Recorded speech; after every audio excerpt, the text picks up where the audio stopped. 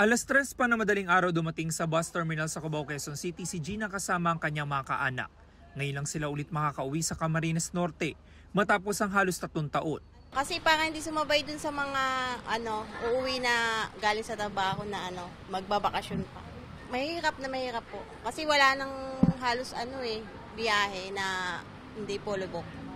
Kung may mga pauwi sa probinsya, si Marilu naman kababalik lang dito sa Metro Manila kanina madaling araw. Mas inagahan niya kasi ang pagdalaw sa kanyang yumaong mahal sa buhay sa Camarines Norte. Hirap kasi pag yung dagsan ng tao, yung rush hour ka nang hirap din. Kaya mas okay lang din yung mauna ka nang umuwi.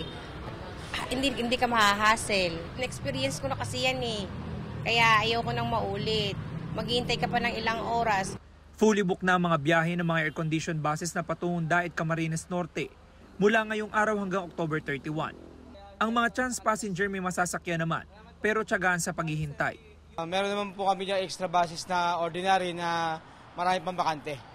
At may extra pa dyan na aircon kung sakali mang dadagsa pa uli ang pasahero. Sa bus terminal namang ito, fully booked na rin sa October 30 ang mga biyahe ng air-conditioned buses na patungong La Union at Ilocos Sur. Si Josefina kasama ang kanyang 2 apo. Galing pa silang Camarines Sur at pabiyahe ngayong araw patungong Ilocos Sur. Baka mahirap ng magbiyahe sa kasi marami ng pasahero. Kaya ngayon, sinamantala ko na kasi kukunti pa lang ang pasahero. Ayon sa pamunuan ng bus terminal, may extra buses naman silang babiyahe para matugunan ang dagsa ng mga pasahero para sa undas.